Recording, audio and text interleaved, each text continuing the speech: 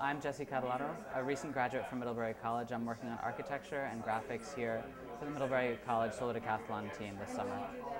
Right now we're standing in the public space of our house.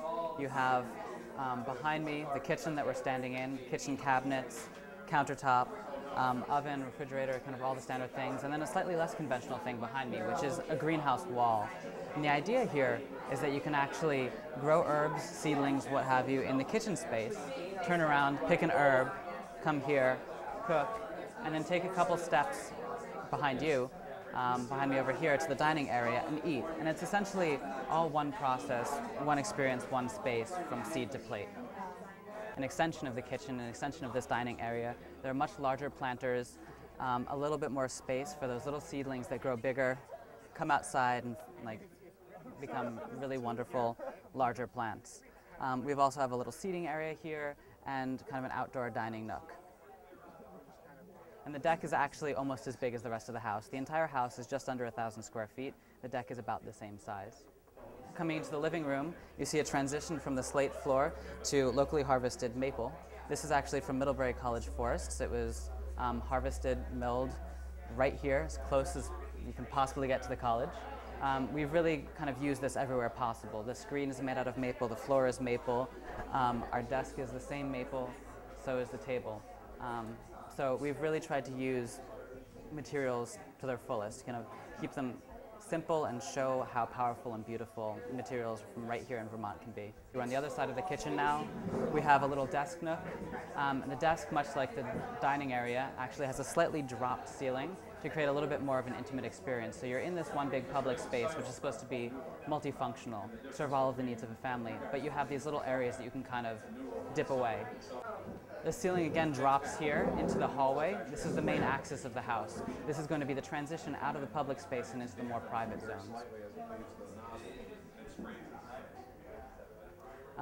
Right at the center of our house is our bathroom. We kind of put it right between the public and the private space because it is kind of somewhat private and somewhat public, so it can be used by guests and also right here by the family living in the house. The mechanical room houses most of the home systems. This is our inverter. This is kind of where the solar panels make their way into the home. Is kind of where the solar hot water comes into the home. This is our hot water tank. This is our kids' bedroom. It's very playful. It's furniture that was designed and built in Burlington, as most of the furniture in the house is. We try to go and learn from local craftsmen everywhere we could.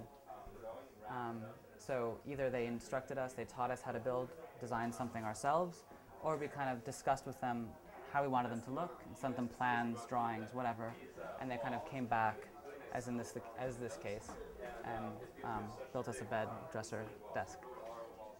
It's the last room in the house. It's our master bedroom. And in both the kids and the master bedroom, we actually raised the ceiling back to full height, as you can see, maximizing a small footprint. So the room actually feels quite big for being as small as it is. The other really interesting thing about the house, which we haven't talked about, I mean, it seems fairly, it's comfortable, it's a good size for a family, it's not too outrageous in terms of design, but the one thing that most people don't expect when they look at the house is that it's modular.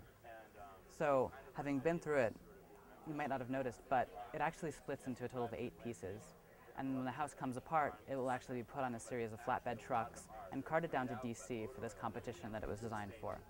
And the idea is that this house, along with the 19 other competitors, will be built on the National Mall and compete in this 2-week competition, with competitions ranging from energy modeling, comfort zone, to appliances, architecture, engineering, communications, and basically the U.S. Department of Energy will grade us based on how successful we were in these 10 categories. The 30 panels on the roof here to the left and the 2 solar hot water panels to the right are basically what power this entire house. And the array is actually large enough to produce more power than we will possibly consume over the course of a year, meaning that the house will be net zero. So there'll be actually no energy bills in Vermont for this house, even after the solar panels continue to become less effective over the next 20, 30 years, which is really, really great to know that it it can be kind of a self-sustaining place, both in terms of energy and in some sense for food, because we have all of these planters, this greenhouse wall inside. So it's a very compact example of a highly efficient home that we hope can be, I don't know, a good example, maybe a benchmark, maybe part of a new inspiration for Vermont.